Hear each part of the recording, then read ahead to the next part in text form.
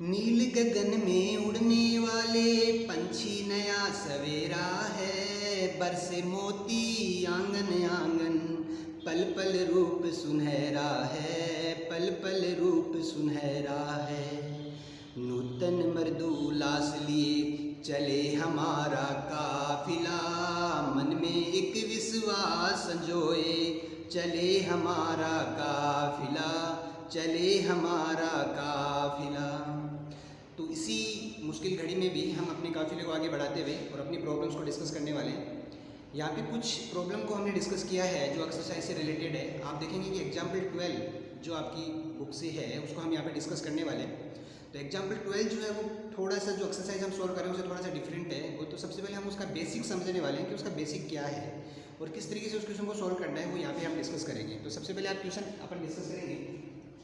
तो प्रॉब्लम है आपके पास कि find the Cartesian equation of the line passing through the point -1 3 -2 and perpendicular to the line. ये जो टू लाइन हमें गिवन है इन दोनों लाइनों के परपेंडिकुलर है। तो सिंपली अगर आप देखें तो आपको इक्वेशन ऑफ लाइन फाइंड करना है which passing through the point -1 3 and -2 and perpendicular to both line. इन दोनों लाइनों की जो लाइन परपेंडिकुलर है वो लाइन हमें फाइंड करना है। तो फर्स्ट आप अगर प्रॉब्लम को अगर हम डिस्कस करें तो सॉल्व कर लेते हैं। तो प्रॉब्लम को सॉल्व करने की हमारे पास बेसिकली टू वे हैं, और जो टू वे हैं हमारे पास प्रॉब्लम को सॉल्व करने के लिए उसमें आप देख सकते हैं कि एक जो आपकी बुक में गिवन है और एक मेथड जो है कि हम वेक्टर की हेल्प से भी इस प्रॉब्लम को सॉल्व कर सकते हैं। बुक में जिस तरीके से क्वेश्चन को सॉल्व किया गया है उसका मीनिंग हम देखेंगे कि एक्चुअल में ऐसा उसने क्यों सॉल्व किया, उसका मीनिंग क्या है। और सेकेंड हम मेथड देखेंगे कि हम इसको डायरेक्ट बुक विदाउट बुक की मेथड से भी हम इसको सॉल्व कर सकते हैं। तो अगर वो मेथड हम डिस्कस करें तो सबसे पहले हम डिस्कस कर लेते हैं सिंपल मेथड। सिंपल मेथड ये है कि हमें we find equation of line passing through the point -1 3 and -2 and perpendicular to line. इन दोनों लाइनों के परपेंडिकुलर है। सिंपली अगर हम देखें तो हमें this is the equation of line in space passing through a point and parallel to a given line. तो उस केस में हमें गिवन लाइन के डायरेक्शन रेशियो चाहिए होते हैं, या फिर तो with the help of direction ratio हम वो वेक्टर फाइंड कर लेते हैं जिस वेक्टर की हमारी लाइन पैरेलल है। तो सिंपली अगर आप देखें तो वो पॉइंट है आपके पास -1 3 -2, लेकिन वो जो लाइन है आपकी उस लाइन पर इन दोनों की परपेंडिकुलर है, इन दोनों लाइनों की परपेंडिकुलर है। तो सिंपल अगर आप देखते हैं तो आपको पता है कि ये जो लाइन है ये लाइन के ये डायरेक्शन रेशियो है 1 2 3 जो है वो इसकी डायरेक्शन रेशियो है। सेकंड जो लाइन है उसकी डायरेक्शन रेशियो आपके पास -3 2 एंड 5 है। यहाँ से आपको सिंपली समझ में आया। ये जो फर्स्ट लाइन है इसकी डायरेक्शन रेशियो 1 2 एंड 3 है, और जो सेकंड लाइन है इसकी डायरेक्शन रेशियो -3 2 एंड 5 है। तो इनमें क्या रिलेशन हो सकता है, तो आप देखेंगे सबसे पहले ये जो लाइन है वो लाइन पासिंग थ्रू 0 0 0 एंड इसकी डायरेक्शन रेशियो 1 2 3 है। तो जो फर्स्ट लाइन है आपके पास, फर्स्ट लाइन जो है उस फर्स्ट लाइन की जो डायरेक्शन रेशियो है हमारे पास, जो डायरेक्शन रेशियो है वो आपके पास 1 2 एंड 3 है। जो फर्स्ट लाइन है उसकी डायरेक्शन जो रेशियो है हमारे पास वो 1 2 3 है, और with the help of direction ratio we find the vector v1। तो जो v1 वेक्टर होगा हमारे पास वो होगा आपका i cap plus 2j cap plus 3k cap. तो आपकी जो वो लाइन जो है वो इस लाइन के पैरेलल है, इस वेक्टर की पैरेलल है, मींस इसकी पैरेलल है। तो वो जो लाइन है उसको इसके पैरेलल होगा v1 की, जो i cap plus 2j cap plus 3k cap and passing through point 0 0 0। Second क्या है, सेकंड हमारे पास जो सेकंड लाइन है, तो जो आपकी सेकंड लाइन जो है आपके पास उसके जो डायरेक्शन रेशियो है हमारे पास वो है आपके पास -3 2 एंड 5। और उस केस में आप यहाँ पे अगर हम डिस्कस करें तो सेकंड जो लाइन है उसकी डायरेक्शन रेशियो जो न्यूमरेटर पार्ट है -3 2 एंड 5 वो उसकी डायरेक्शन रेशियो है, और with the help of this direction ratio we find the second vector, यानी हम v2 वेक्टर फाइंड कर सकते हैं। v2 वेक्टर है आपके पास -3i cap 2j cap and 5k cap. v2 vector क्या है, तो this line parallel to v2 vector, आप देख सकते हैं कि दीज टू लाइन, ये हमारे पास है जिनके वेक्टर हमारे पास b1 b2 है, यानी ये दोनों लाइन इनकी डायरेक्शन में ही है हमारे पास, इन दोनों वेक्टर b1 और वेक्टर b2 की डायरेक्शन में है। अब हम अपनी प्रॉब्लम को डिस्कस करेंगे कि find the equation of line passing through the point -1 3 and -2 and perpendicular to given line. तो हमें इन दोनों लाइनों की परपेंडिकुलर लाइन में फाइंड करनी है। तो आप देख सकते हैं कि इन दोनों लाइन जो लाइन है उनकी डायरेक्शन इन वेक्टर की डायरेक्शन में है। वो डायरेक्शन है आपके पास, एक है आपके पास b1 वेक्टर और एक है आपके पास b2 वेक्टर, और इनके परपेंडिकुलर b1 क्रॉस b2 जो है वो आपको परपेंडिकुलर लाइन देगा। तो b1 क्रॉस b2 अगर आप फाइंड करते हैं b1 क्रॉस b2 वेक्टर, तो वो जो वेक्टर फॉर्म होगा b1 क्रॉस b2 से जो वेक्टर फॉर्म होगा वो वेक्टर हमें इन दोनों लाइनों से परपेंडिकुलर होगा। हमें पता है कि जो क्रॉस प्रोडक्ट होता है, the cross product of two vector is always given the perpendicular vector to the both the vector. तो जो दो वेक्टर हैं, इन दोनों वेक्टरों के परपेंडिकुलर जो वेक्टर हमें मिलेगा वो हमें क्रॉस की हेल्प से मिलेगा। तो जो क्रॉस करने पे जो वेक्टर हमें मिलता है उसकी डायरेक्शन रेशियो उस लाइन की डायरेक्शन रेशियो होगी जो इन दोनों लाइनों के परपेंडिकुलर है। तो सिंपली अगर हम देखें तो सबसे पहले हम ये फाइंड करेंगे b1 क्रॉस b2, और b1 क्रॉस b2 हम डिटरमिनेंट की हेल्प से फाइंड कर सकते हैं।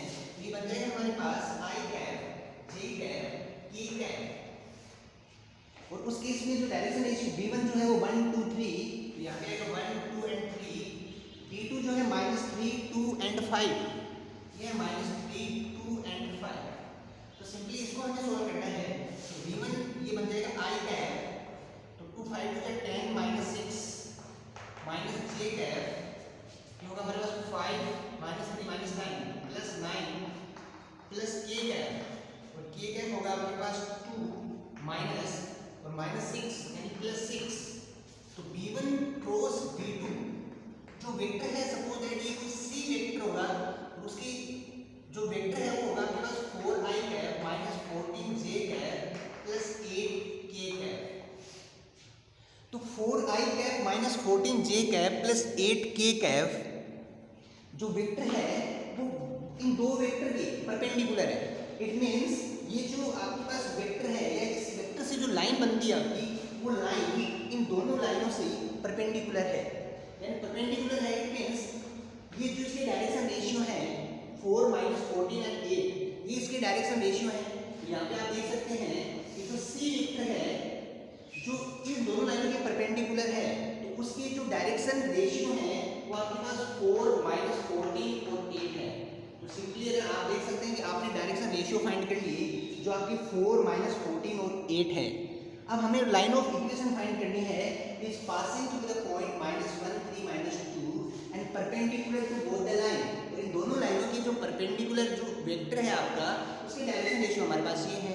तो सिंपली अगर हम इक्वेशन देखें, इक्वेशन होगी आपके पास x - x1 upon a, y - y1 upon b, z - z1 upon c।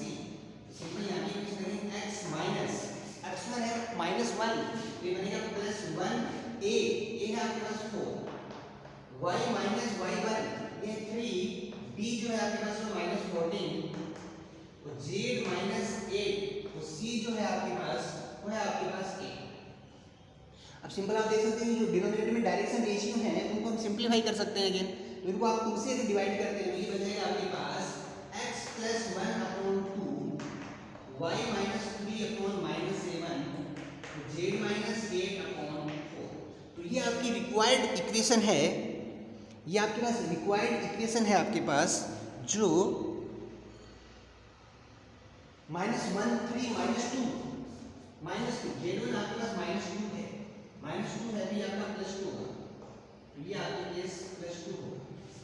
तो जो इक्वेशन बनेगी आपके पास -1 3 -2 और सिंपली z-2, तो ये पॉइंट देखिए x - x1 y1 z1 हमारे पास वो पॉइंट है जिससे लाइन पास होती है, और वो पॉइंट है हमारे पास -1 3 और -2। तो -1 यहाँ पे +1, ये -3 और ये +2 हो गया आपके पास, और नीचे डायरेक्शन रेशियो 4 -14 और 8 है आपके पास, इनको हमने सिंपलीफाई करके 2 -7 और 4। तो ये हमारे पास रिक्वायर्ड इक्वेशन है which passing through the point -1 3 -2 and perpendicular to given line. तो उन दोनों लाइन की जो परपेंडिकुलर लाइन होगी तो इसको हम सिंपली इस तरीके से भी फाइंड कर सकते हैं। तो ये भी आपके पास एक मेथड है जिसमें आप क्या कर सकते हैं कि वो जो दो लाइन है हमारे पास, जो गिवन टू लाइन है, उनकी जो डायरेक्शन रेशियो है उनकी हेल्प से हमने उनके वो वेक्टर फाइंड कर लिए जो जिस वेक्टर की वो दोनों लाइनें पैरेलल है। हमें इन दोनों लाइनों की परपेंडिकुलर लाइन फाइंड करनी है। तो परपेंडिकुलर मीन्स जो दो वेक्टर हैं उनकी परपेंडिकुलर वेक्टर हमें फाइंड करने के लिए हमने क्रॉस प्रोडक्ट किया। तो cross product, and we always know that the cross product is given the perpendicular vector of the given vector. ये गिवन वेक्टर जो v1 v2 है उनकी जो परपेंडिकुलर वेक्टर है हमारे पास वो v1 क्रॉस v2 है। तो उस लाइन की, उस वेक्टर की पैरेलल हमें लाइन ड्रॉ करनी है।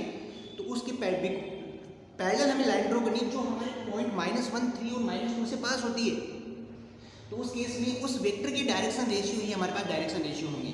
तो सिंपली आप देख सकते हैं कि उस केस में उसकी जो कार्टेशियन इक्वेशन होगी वो बन जाएगी x + 1/2 = y - 3/-7 and equals to z + 2 = 4। और उसी केस में अगर आप सपोज दैट इसकी वेक्टर फॉर्म में भी अगर कंसीडर करना चाहें तो आप सिंपल यहाँ से वेक्टर फॉर्म में कंसीडर कर सकते हैं। तो वेक्टर फॉर्म जो होगा, वेक्टर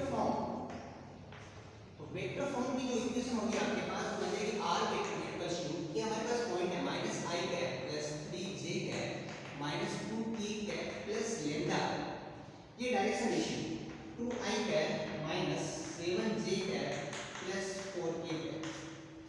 तो उस केस में आप वेक्टर फॉर्म में भी उसकी इक्वेशन को कंसीडर कर सकते हैं जो आपकी r vector = a + lambda b vector से हम इसको डिनोट करते हैं। तो इस तरीके से हम इसकी वेक्टर और कार्टेशियन फॉर्म दोनों यहाँ से फाइंड कर सकते हैं। Now we are going to discuss this same problem by the book method. तो इसी केस में अगर हम बुक मेथड्स की बेस पे इस प्रॉब्लम को अगेन डिस्कस करते हैं। बुक मेथड में आपको क्या गिवन है, तो सिंपली आप देख सकते हैं कि find the Cartesian equation of the line passing through the point -1, 3, -2 and perpendicular to these lines. तो उस केस में अगर आप डिस्कस करते हैं तो आप देखते हैं कि इस लाइन में 1, 2 and 3 are the direction ratio of this line and -3, 2 and 5 जो है वो इस सेकेंड लाइन के डायरेक्शन रेशियो हैं। तो सपोज दैट सबसे पहले हम इसको करते हैं कि direction ratios are a, b and c। तो उस केस में अगर हम देखें तो इस जो लाइन है 1, 2, 3 जो डायरेक्शन रेशियो आर प्रोपोर्शनल होते हैं हमारे पास, उस केस में मैंने उसके डायरेक्शन रेशियो को कंसीडर किया।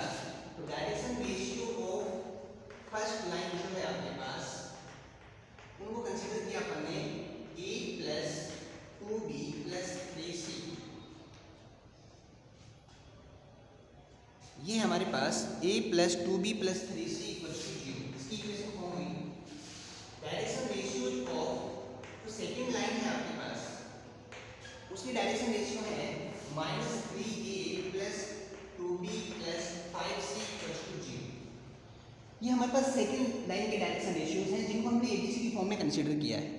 अब अगर हम ये हमारे पास दो लाइन फॉर्म होती हैं जहाँ पे ए बी सी जो है आपके पास हमें A B C as a variable हैं जिन्हें हमें फाइंड करना है। आप सिंपली अगर यहाँ से आप समझने की कोशिश करेंगे तो आप देखेंगे कि हमारे पास 2 लाइन है, ये हमारे पास 2 लाइन है। तो इन 2 लाइन्स का इंटरसेक्शन पॉइंट हमें फाइंड करना है। सिंपली अगर आप देखें कि ये जो 2 लाइन है उनका इंटरसेक्शन पॉइंट अगर ये है हमारे पास, सपोज दैट ये अगर हमारे पास इंटरसेक्शन पॉइंट है इन 2 लाइन्स का, तो इन 2 लाइन्स का जो इंटरसेक्शन पॉइंट है सपोज दैट ये है, इनकी हेल्प से हम ए बी सी की वैल्यू फाइंड कर सकते हैं। वो ए बी सी जो हमने फाइंड किया है वो इन दोनों लाइनों के परपेंडिकुलर जो लाइन है उसकी डायरेक्शन रेशियो है। आप इसको ध्यान से समझेंगे ऐसा क्यों है, क्योंकि ये जो 2 लाइन है इनका जो आप देख सकते हैं जो इंटरसेक्शन पॉइंट है वो आपके पास ये है। तो ये इंटरसेक्शन पॉइंट को अगर मैं लोकस फाइंड करता हूँ तब आप देखेंगे ये जो पॉइंट है इससे जो लाइन पास होती है वो आप देखेंगे कि इसके नीचे इसकी लोकस होगी, पॉइंट होगी और वो पॉइंट यहाँ होगी। ऐसे आप देखते हैं वो पॉइंट, वो लाइन इस तरीके से पास हो रही होगी, उसका एक पॉइंट आपके पास ये है। तो उसकी जो रिमेनिंग पॉइंट है वो आप देखते हैं इसकी बैक साइड यानी वो पॉइंट इस तरीके से बनेगी। हम इसको ऐसे कंसीडर कर रहे हैं, वो एक पॉइंट ऐसे बनेगी। तो इनको अगर हम ज्वाइन करते हैं आप देखेंगे कि एक लाइन यहाँ पे फॉर्म होती है जो उन दोनों लाइनों के परपेंडिकुलर है। आप इसका बेसिक अगर आपको समझ में आया तो आप इजीली समझ सकते हैं कि ए बी सी और इसमें हमने इनके डायरेक्शन रेशियो को जब इस इक्वेशन में लिया तो इनसे जो इन दोनों का जो इंटरसेक्शन पॉइंट हमें मिलने वाला है वो हमें इन दोनों की परपेंडिकुलर लाइन का मिलने वाला है। तो सिंपली आपने यहाँ से ए बी सी फाइंड करना है। तो ए बी सी फाइंड करने का तरीका देखिए। सबसे पहले तो यहाँ से अगर हम ए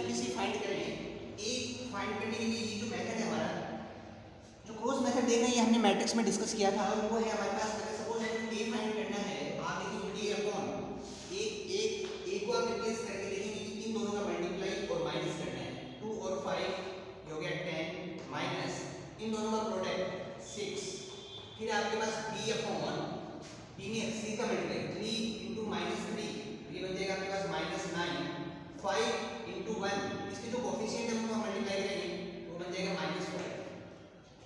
हम यहाँ पे ए बी सी के कोफिशिएंट को मल्टीप्लाई कर रहे हैं। सबसे पहले आपने जब ए फाइंड किया तो ए के अलावा जितने कोफिशिएंट हैं, इसका कोफिशिएंट 2, इसका कोफिशिएंट है 5, 5 और 2 को मल्टीप्लाई किया दिस इज 10, बी और सी के कोफिशिएंट को मल्टीप्लाई किया 2 और 3 तो 6, तो 10 माइनस 6। फिर आप सी फाइंड करेंगे, सी जब आपने फाइंड किया तो आप करेंगे ए और बी के कोफिशिएंट, तो इसका 1 और इसका 2, ये बन जाएगा आपके पास 2 माइनस 3 और 2 दिस इज माइनस 6, और इसको ऐड करेंगे ये बन जाएगा 6, ये बन जाएगा आपके पास। यहाँ से अगर आप सिंपली देखते हैं कि बन जाएगा a अपॉन 10 माइनस 6, ये बन जाएगा 4, b माइनस ये बन जाएगा 14, c अपॉन 8। अब आप इसको अगर वापस यहाँ से फाइंड करते हैं तो सिंपलीफाई कर सकते हैं, ये बन जाएगा a upon 2, b upon minus 7 और c अपॉन 4। यहाँ से अगर हम इसके डायरेक्शन रेशियो फाइंड करते हैं तो a की वैल्यू जो है वो 2 है, b की वैल्यू है माइनस 7 और c की वैल्यू आपके पास 4 है। तो ये जो डायरेक्शन रेशियोज हैं वो दोनों लाइनों के जो परपेंडिकुलर लाइन है उसके डायरेक्शन रेशियो हैं, और आपको पॉइंट गिवन है equation of line of equation अगर आप फाइंड करते हैं तो बन जाएगी x plus 1 upon 2 y minus 3 upon minus 7 and z plus 2 upon 4। तो ये आपकी रिक्वायर्ड इक्वेशन होगी। किस केस में, जब हम बिना वेक्टर की हेल्प से डायरेक्ट हम डायरेक्शन जो रेशियो हैं उनके बीच में इक्वेशन फॉर्म करके हम जब इक्वेशन फाइंड करते हैं, आपको सिंपली समझ में आना चाहिए कि जब मैंने ए बी सी फाइंड किया तो वो किस टाइप की कौन सा पॉइंट किस पॉइंट का लोकस है। तो आप देखेंगे कि वो जो पॉइंट है वो इन दोनों के परपेंडिकुलर है, ये पॉइंट, ये जो पॉइंट होगा ये पॉइंट इन दो जो इंटरसेक्शन पॉइंट है उसका अगर हम लोकस देखें तो कुछ इस तरीके से होगा, वो कुछ इस तरीके से होगा, इसके कुछ पॉइंट नीचे हैं कुछ पॉइंट ऊपर है, उनको सबको ज्वाइन करके देखेंगे कि जो लोकस बनता है वो लाइन इन दोनों के परपेंडिकुलर होगी। उस केस में हमारे पास ये आपकी रिक्वायर्ड इक्वेशन है। इसी से रिलेटेड हम नेक्स्ट प्रॉब्लम डिस्कस कर रहे हैं। वो जो नेक्स्ट प्रॉब्लम है आपके पास वो एक्सरसाइज 14.3 से क्वेश्चन नंबर 5 है। Find the vector equation of a line passing through point 1 2 -4 and perpendicular to the both the line. Same problem है जो हमने इसमें डिस्कस किया है, तो इसको अभी अगर एक बार हम सोल्व करने की कोशिश करते हैं तो सेम प्रॉब्लम है जो यहाँ पे हम इसको सोल्व करेंगे। तो इसी प्रॉब्लम को अगर हम अगेन डिस्कस करें तो आप देख सकते हैं कि इसी सेम प्रॉब्लम को सोल्व करने के हमारे पास अगेन 2 मेथड्स हैं। एक हम वेक्टर फॉर्म में कन्वर्ट करके करें और एक हम जो डायरेक्शन रेशियोज हैं उनके बीच में इक्वेशन फॉर्म करके हम डायरेक्शन रेशियोज फाइंड करें। तो दोनों मेथड हम यहाँ पे डिस्कस कर लेते हैं अगेन। तो जो फर्स्ट मेथड है हमारे पास वो हम डायरेक्शन रेशियो की हेल्प से, यानी जो वेक्टर फॉर्म में हम इसको कंसिडर करेंगे। तो सिंपल है कि find the vector equation of the line passing through the point 1 2 -4 and perpendicular to the both the line. तो सिंपली अगर देखेंगे इस जो फर्स्ट लाइन है जिसके डायरेक्शन रेशियो 3 -16 और 7 है तो उसका वेक्टर हम फाइंड कर सकते हैं कि किस वेक्टर के वो पैरेलल है। तो आप देखेंगे तो सॉल्यूशन जो है तो first line parallel to P1 vector वो होगा आपके पास 3i cap -16j cap plus 7k cap, इसकी वो पैरेलल होगा। तो सेकंड लाइन आपके पास जो सेकंड लाइन है पैरेलल टू वेक्टर V2 वो होगा यहाँ से 3i cap plus 8j cap -5k cap. तो जो सेकंड वेक्टर है हमारे पास वो इसके पैरेलल होगा आपके पास 3i cap plus 8j cap -5k cap. अब मुझे इन दोनों की परपेंडिकुलर वेक्टर फाइंड करना है। तो परपेंडिकुलर वेक्टर के लिए अगेन आप क्या फाइंड करेंगे, तो जो V1 वेक्टर और V2 वेक्टर है उनका हम क्रॉस प्रोडक्ट करने वाले हैं, क्योंकि क्रॉस प्रोडक्ट से हमें जो वेक्टर हमें मिलता है वो vector is perpendicular to the both the given vector. तो सिंपली अगर देखें तो हम यहाँ से फाइंड करेंगे V1 क्रॉस V2 वेक्टर वो बन जाएगा हमारे पास i cap j cap k cap 3 -16 7 3 8 and -5 बन जाएगा i कैप 16 5 80 -56। किसी को इसमें कंफ्यूजन हो तो आप देख सकते हैं कि सबसे पहले आई कैप लेंगे यहाँ से आप इसकी कॉलम और रो को आप एलिमिनेट करेंगे, इनको मल्टीप्लाई किया आपने -16 और -5 ये बन गया 80, फिर आएगा माइनस और इन दोनों का